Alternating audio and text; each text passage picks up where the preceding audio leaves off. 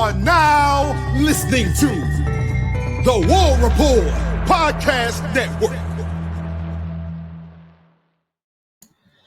What's up, everybody? Welcome back to the College Loop Podcast. I'm Larck reporting on Twitter. Hey, talk to you the latest Auburn athletics news as I am here once again, red in the face. Not because I want to be, because my light and the lighting in this room aren't really the best. So so that's why my face kind of matches my hat right now. But today, I wanted to talk about recruiting again, because yet again, Auburn has lost a recruit. Denarius Gray, Auburn's longest tenured recruit, has been committed since January 2024. There we go. Has flipped his commitment from the Auburn Tigers to the Kentucky Wildcats.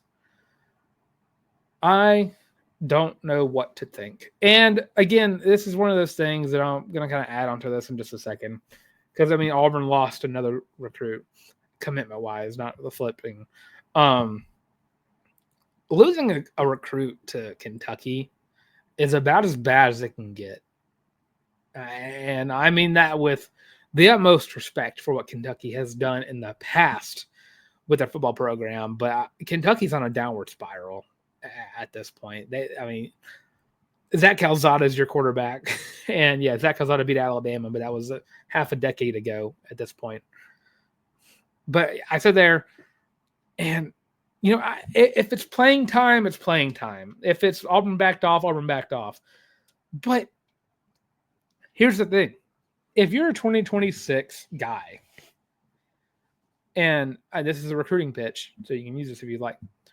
Cam Coleman is going to his sophomore year. After next year, Cam Coleman is going to the NFL draft. Eric Singleton is going to the NFL draft after this year. Perry Thompson could very well go to the NFL draft after next year. Malcolm Simmons, same thing. These great colleges that are good at recruiting and good at winning football games do this thing called recruiting depth. Recruiting guys not to play now, but to play later. So you have guys like, I think it's pretty much across the board. Everyone kind of would agree that Auburn is the best or second best wide receiver room in the country, right behind Ohio State. I won't say right behind, but behind Ohio State. Because you have guys, again, like the guys I just mentioned. And here's the thing. You need to constantly be recruiting wide receivers to keep filling up this room to keep yourself up that high. And, you lost a guy to Florida State. Then you lose Denarius Gray. And then yesterday, Sadarian Morgan, the number 3 overall player in the state of Alabama, number 6 overall wide receiver in the country, 5-star recruit, didn't flip his commitment. Flat out didn't commit to Auburn, committed to Alabama, and out of Benjamin Russell. And dude's an absolute monster if you ever watched him play. I would do everything. I hope someone flips him from Alabama because, believe me, I don't want to play him. I don't want to play Sadarian Morgan as an Auburn fan. I don't want to play him. Dude's a monster, absolute monster. And he would have looked so great in orange and blue. But another recruiting battle lost. And I wish I could say what's causing it. Because at some point, I don't know if Auburn just getting out recruited. I don't know if the NIL stuff is doing something. And in this new world of college sports, I never know if another school is promising money they don't have. I always think like Jaden Rashada, promising money they don't have, and then he signs, finds out there's no money for him, and then he ruins his career trying to find money. And now he's at Sacramento State after wasting 3 years of his college career. Is it 3 years, 2 years? I don't know. He's been at like 4 schools. He was at Arizona. He signed with Florida, transferred to Arizona State, then he transferred to Georgia, then he transferred to Sacramento State. And I think he was a part of Cam Coleman's class. I'm not mistaken. I could be wrong. Or Lagway's class. One of the two. It's ridiculous how many schools he's been to in this short amount of time. But I wish there was a concrete answer for why exactly Auburn is losing these guys and losing these battles and just not being able to recruit like they could. I mean, if I look at Auburn right now per 24/7 Sports, they are currently ranked 89th in the country. 89th. There's 134 schools in the FBS. Auburn is 89th. The Auburn University is almost in the hundreds in terms of recruiting rankings. And I mean, if you look at the top, I mean, USC, Georgia, Notre Dame, A&M, Ohio State, Alabama, who's been on a tear lately, Miami, Clemson, Michigan, Florida State, Penn State, LSU, Tennessee, Texas, Florida, SMU, Oregon. You have all these schools. And I sit there and scroll, and then I get to the bottom. I mean, I'm looking at 49 is Kentucky, 48 is Vanderbilt, 47 is USF, 50th is App State, Duke at 52, Wake at 53, Northwestern at 55. And I'm just going to keep going with these. Sacramento State at 63. They have 31 commits. Jesus.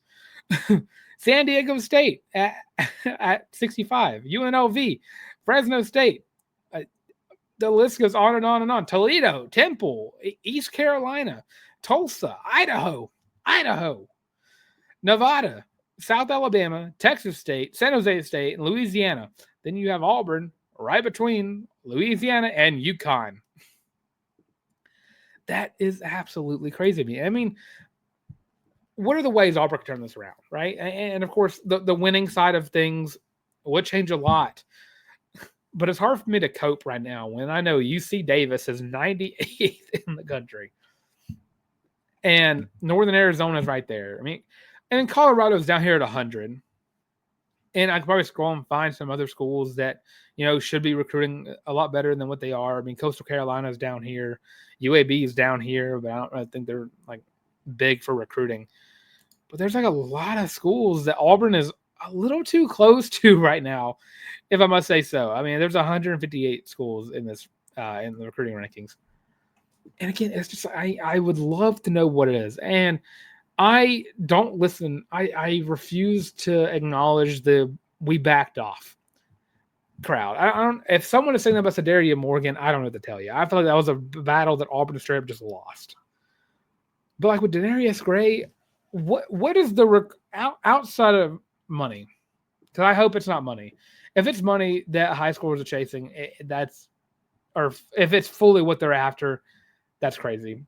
But I mean, Denarius Gray, big thing with him was playing time, which I understand to an extent. He's going to play Kentucky, but dude, of all schools in the SEC to go towards, I don't know if Kentucky is exactly what you're looking for when it comes to, trying to make it to the next level. It's just baffling to me. I sit here as a Auburn fan myself, and I look back at the 25 class where Auburn finished in the top six. They finished number 6.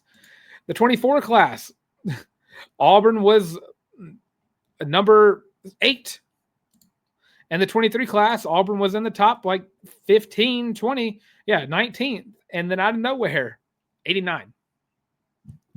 And, I playing, I say playing the devil's advocate. I don't really know which side that puts me on here. But I understand Hugh Freeze did mention yesterday, he's confident he can, turn things around. And again, if it's just winning,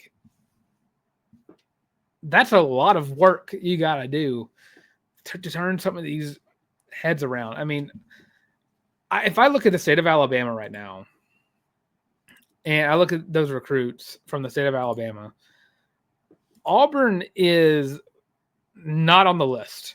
I think right now Auburn stands with 0 players from the state of Alabama. No, sorry, 1. Hezekiah Harris. We talked about this in previous episodes. Where Auburn's not recruiting well in the state. I mean, there are a lot of schools in that Alabama ranking that are just nowhere close to Alabama, and Auburn is losing that battle. Sadaria Morgan, Auburn was in that battle, but lost to Alabama. Tank Jones, Auburn is still heavily trying to recruit. Auburn is no longer going after Landon Duckworth, if I'm not mistaken. Vodney Cleveland, Texas came in there. all of these recruits. I mean, we boasted about Auburn winning the state of Alabama in the last recruiting class. I mean, I had this graphic. Here's the graphic. I boasted about this graphic about how Auburn won the state of Alabama by an absolute landslide.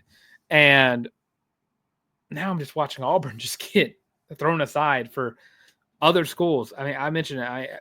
Purdue is recruiting the same amount of has a commit alongside Auburn. I just want to find like another school that's beating Auburn in this state. Who is a school that should not be coming into Alabama and stealing recruits? I mean, Kentucky is one. Cincinnati is one. I mean, again, some of these guys are 3 stars, but Auburn needs all the recruits they can get whenever you're trying to build this program. And Hugh Freeze has said this. And there's a lot of fans I've been hearing that say, all right, we can just come back with the portal. That's not a strategy that you want to go after when it comes to building a program that has fallen off. I mean, I kind of look at a bunch of schools that have kind of fallen off in recent years. I mean, I look at Nebraska, but what Nebraska's been doing is developing their players. I don't really think Nebraska is like that big in the transfer portal train. South Carolina is building themselves back up. Lenore Sellers wasn't a transfer. Lenore Sellers was like a 3-star recruit who, when it was his turn to start, I didn't really know who he was, and then he just bursted on the scene. There's a lot of these schools that are doing it the right way, and Auburn's in the process of doing that. And this year has can say so much about how the Freeze tenure has gone or will go moving forward. But it's just baffling to me that we're sitting here on July 2nd and for the 3rd time this calendar month, I'm sitting here talking about Auburn recruiting absolutely losing momentum. And there's some people taking positive spins out of it. But there's nothing really positive to say about recruiting right now. I mean, you could say, excuse me, my nose is now getting very congested, so I might have to take a little bit of a break. There's a lot of people saying that Auburn can turn things around very quickly with momentum if they can get it. But every time we are 4 days away now from Auburn flipping a commit from Penn State.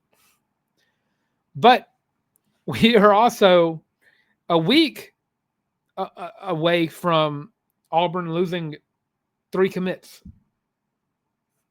4 if you count Daria Morgan. Winning becomes so important right now. That Baylor game, I remember, I forgot how long it was away, 3 weeks ago when I did the most important games on the schedule for Auburn, and I think I had Baylor like 2 or 3, maybe it was at 2.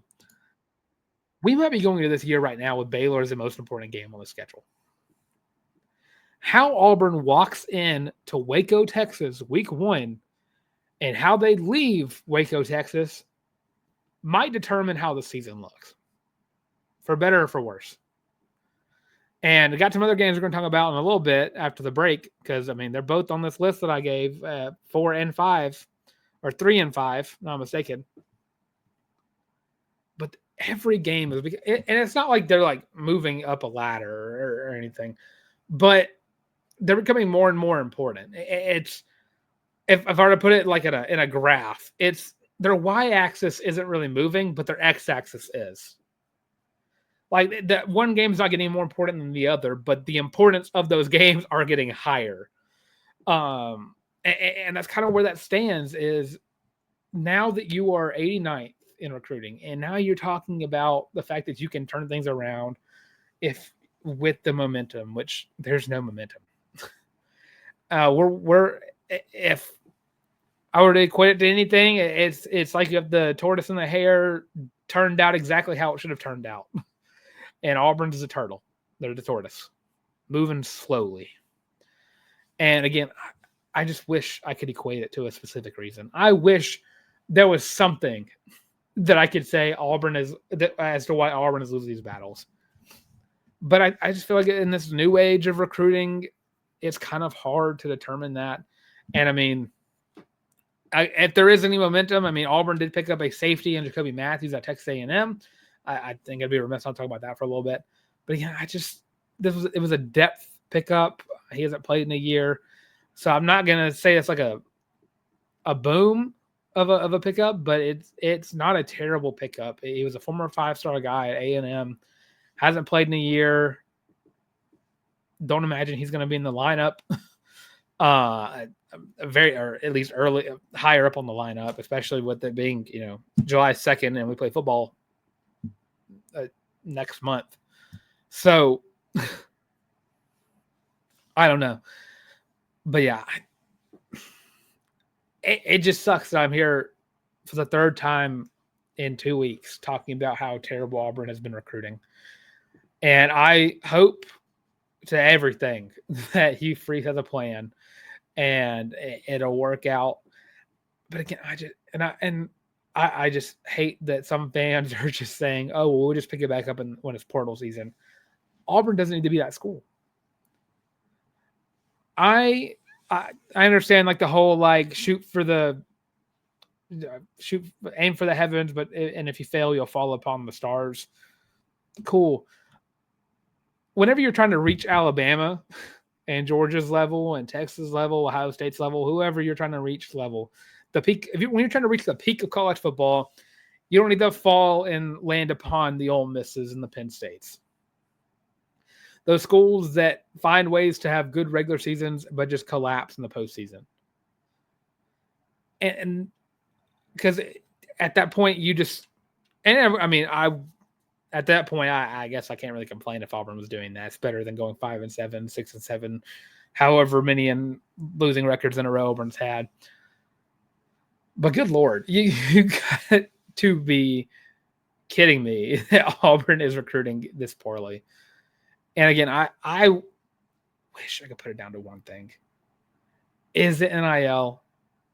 Are schools promising money that they can't offer? Are schools saying they're going to be better than they are going into this year? I mean, I guess if Florida State beats Alabama week 1, who knows how that would shake up recruiting? If Alabama goes 9-3, 8-4, how could that shake up their class? There's a lot of question marks. I think this season becomes more important than a lot of other seasons in recent Auburn memory. I mean, it's definitely the most important season of this decade because this season determines whether or not Hugh Freeze gets to continue on as Auburn's football coach. And again, I think 7-5 isn't a fireable offense. It's just something that I don't think all Auburn fans will be pleased about. And if he goes into 2026, he will be on the hot seat, probably the hottest seat in college football. But again, this is just an insane thing that I have to talk about yet again. But hopefully Hugh Freeze has a plan. Hopefully Hugh Freeze has a plan, and he says he does. But good Lord, it needs to go into action pretty quick. All right, well, we're going to quick little break. Let's have this break and talk about some way too early season preview series stuff because I got 2 games to talk about today. And week 4's matchup versus Oklahoma at Norman and, of course, at Texas A&M for week 5. So stay tuned. We're right back. Are you tired of having to rummage through just clothes after clothes after clothes looking for something to wear? Are you tired of your friends making fun of you for your terrible fashion sense? Well, do we have the shirt for you? Go to thewarreport.com, get your laptop out and do it right now. Go to the shop and get your very own Feelin' Loopy t-shirt as well as your college loop hat, and you can get both of them for only $25 each. Plus shipping and handling, of course. But with that, now back to your regular scheduled program. And of course, available on thewarreport.com. Go to the shop and you'll find your very own college loop merch, Feelin' t-shirt, college loop hat. What's going on everywhere in your entire life. And of course, follow my sports channel. Best sports channel, of course, by liking the video, commenting what your thoughts are on the current recruiting situation, and also subscribing to the channel, getting us to that 1,000 mark. Now, as we continue on the remainder of the show, I do want to talk about one thing real quick. I just kind of throw it out there. I had a little bit of a gripe, and I recorded before this, and it turned into a long spiel that I guess I just had to get off my chest.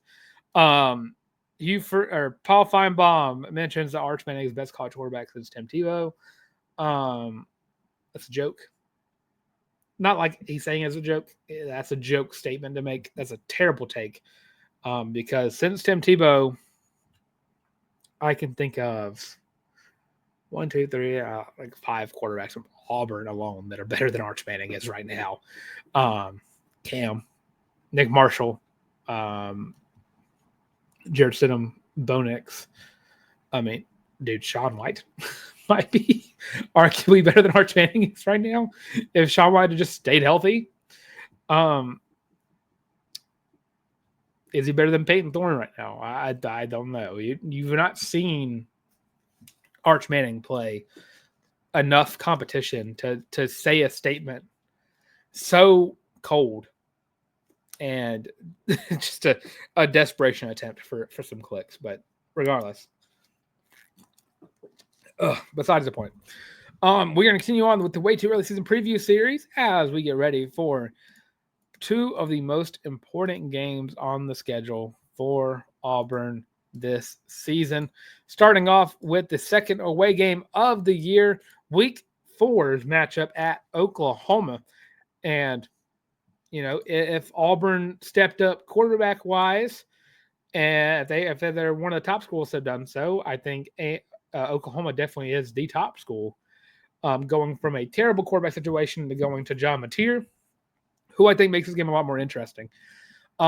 This game right now has not been determined at what exact time we'll be playing on, but this game becomes very important in the eyes of the SEC whenever you talk about where each coach stands moving forward. Brent Venables definitely is on the hot seat going into this year. You know, if you have a bad season with Oklahoma, I mean, dude, you can't do that. Oklahoma's a blue blood of the sport. So, at this point in the year, Oklahoma has played Illinois State. That should be a win. Week 3, they played at Temple. Should be a win. Which is crazy they played at Temple. But they also played Michigan in Week 2. And, I mean, like the Baylor game, that game is very important for where they stand moving forward. And then, of course, you go into Week 4. And this is not like a game like Les Miles versus Gus Malzahn, where it felt like whoever lost this game was going to get fired. But it feels like whoever loses this game becomes the hottest seat in the SEC. Because you 2 historic programs who fell short of expectations last year are battling one-on-one to see who is the bigger laughingstock going forward. And I think Oklahoma did a lot of good things in the transfer portal, picking up again like John Mateer at quarterback, a running back who Auburn fans are very familiar with because we played him twice in court and running back. And now is blanking on me because I lost his name on my sheet over here. Cal's running back, and I hate that his name has just blanked on me as I sit here. So as I find that, and I'm going to look like an idiot whenever I find it. Jay Knott. There we go. Jay Knott. Pick up Jay Knott and you pick up John Mateer. Your backfield is solidified. Top running back in the country. And that's what he is. I mean, Jay Knott didn't have the best year last year, but definitely a guy who can emerge as a top running back in the SEC. John Mateer was a top quarterback in the transfer portal cycle. Not in the second one, the first one. So that has a lot to say about where Oklahoma stands. You go and you pick up Washington State's OC to replace your current OC, and it looks like they've picked up a lot of good wide receivers as well. And by the looks of it, Oklahoma has completely redefined what their offense is going to look like going forward. So I look at that, and I look at Auburn's defense. Auburn's defense versus Oklahoma's offense looks like it should be the best part of this game because you have a top 5 defense in Auburn and a great tandem in the backfield for Oklahoma. And if their wide receivers pan out, Oklahoma could be a threat offensively. Now, the bad part is we don't know what their defense is going to look like. And I mean, Brent Venables always has a decent defense. Our defense was pretty good last year. But it wasn't the best. And, I think Oklahoma, that's going to be their weak spot. And it's if Auburn can exploit that. Now, if I do say so myself, I have predicted Auburn to go 8-4. And I mean, that very well could change closer to the year. I think it'd probably be more apt to change if Auburn absolutely curb stomps Baylor. But losses have to pile on at some point. And I think with this game being in Norman, I think this could be a hiccup game. And I think both teams at this point, I mean, I don't know if I can expect Oklahoma to go into to go against Michigan and be able to take them down. I mean, they get Michigan at home, which is good for them. I think if Oklahoma beats Michigan, I think that game becomes a little bit more winnable for Oklahoma. But I think ultimately this becomes Auburn's first loss to me. It's just a tough place to play in. And again, Auburn travels very well. I mean, I want to let me just see what if the tickets are going. Tickets as low as $56. Good Lord, that's not bad. Can I swing a trip to Oklahoma? I do think this becomes Auburn's first loss of the year, and I mean, looking ahead and talking about, I mean, it could be a losing streak going forward. And then things turn around after that. It's just a tough slate of games in the middle of the year for Auburn to deal with before they get into that latter part of the year. Because, moving forward from the Oklahoma game, I think Auburn could, I think when Auburn loses games this year, I don't think it's going to be blowouts. I don't think any team in the SEC, I think the top, 10 teams are close enough in talent to where I don't see blowouts happening as often. And again, there are teams that we don't really know what they're going to look like. I mean, Missouri is a giant question mark going into this year. Arkansas, a giant question mark going into this year. Vanderbilt, another question mark going into this year. And those are 3 games on Auburn's latter part of the year. And as I shift from the Oklahoma game to the A&M game, I mean, this is another game.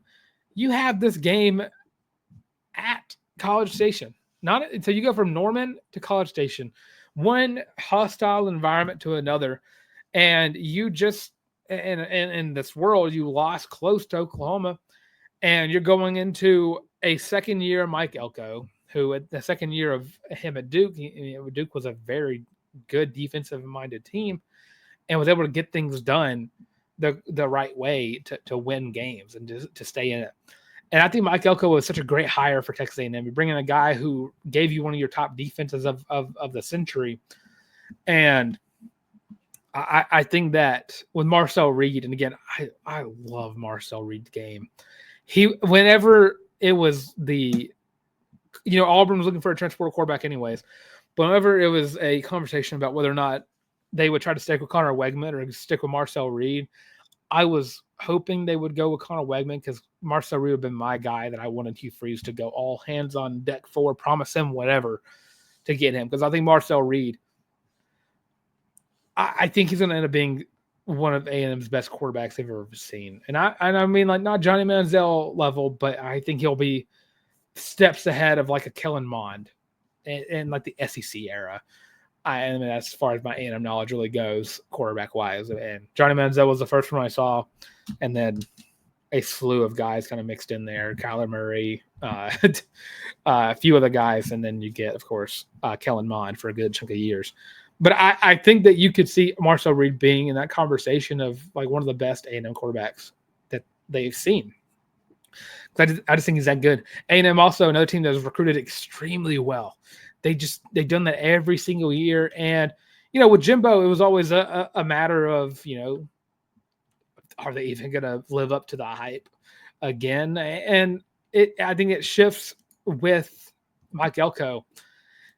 And if it comes down to coaching, and I think this game kind of comes down to that, because I think both teams go into this game with very solid defenses and, pretty solid offenses as well.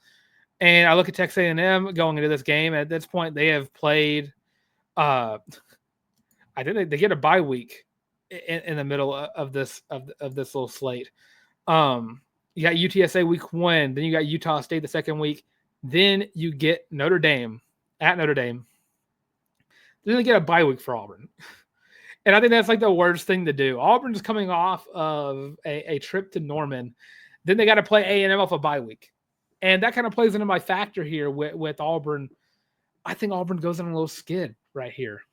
And I think they drop 2 games in a row as they prepare for Georgia. And, they get an extra week for Georgia, which works in Auburn's favor a little bit. But back-to-back weeks on the road, you're coming off of, the week 1 win against Baylor, 2 easy games versus Ball State and South Alabama. And, of course, one of those games could be a trap game. And then at Norman, and then you get Texas A&M fresh off a break. So, again, I think it's a close game, and it just comes down to the fact that I think A&M's defense wins in this game. Because I think that in the matter of offense versus defense, I think Auburn's defense and A&M's offense offer a better matchup, but I think A&M's defense right now kind of goes over what Auburn's offense could be right now. And of course, my opinions could be wrong right now going into that season. But every single game in this first half of the year are going to, SEC game or Power 4 games, are going to be entertaining. And, again, after Georgia, who knows what those games are going to look like. Some of these teams could be bad. Some of the teams could be good. Who knows? But I think for just to catch up on the season preview series, of course, next week is Georgia. So, getting ready to talk about that one. I think that Auburn, it's like a mid-season collapse, but I don't think it's like bad enough to where, you're talking about firing Hugh Freeze. I think it's just bad enough to where you're like, okay, well, we're good enough to win games, but we're just not winning games. And that might be more infuriating than the other outcomes this could be. But ultimately, I think that you can be fairly pleased how Auburn will play in these hostile environments, because after you get out of A&M, you only have 2 away games left on the year, and that's Arkansas and Vanderbilt. And Arkansas, the hostile environment, but Auburn can quickly take over Vanderbilt in Nashville. Fan-wise, not game-wise. I haven't gotten to that one yet. But, yeah, let me know what you think in the comment section below. These games we've gone over 3 of my 5 top most important games of the year. We're going to get ready for the 4th one. And then you got to wait till Alabama for the next one. But let me know what you think in the comment section below. Do you think Auburn's going to beat Oklahoma and A&M this year? Do you think it's a 1-1? Do you think it's 0-2? Let me know what you think in the comment section below. But we're going to get out of here. Nice 30-minute show. So, stay tuned for the next installment of the College League Podcast. Of course, I'm Dylan. I'm on Twitter. You have Instagram as well at Dylan, DYLNLERCK.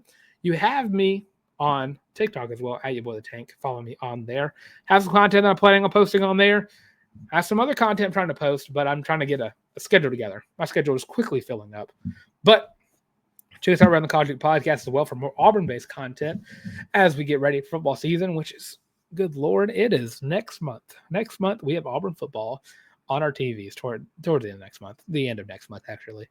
But, of course, stay tuned for that next installment of the College League Podcast. Check us out, audio version of the show, Spotify Podcast, Google Podcast, Amazon Music, and, of course, social media platforms. Follow us on there.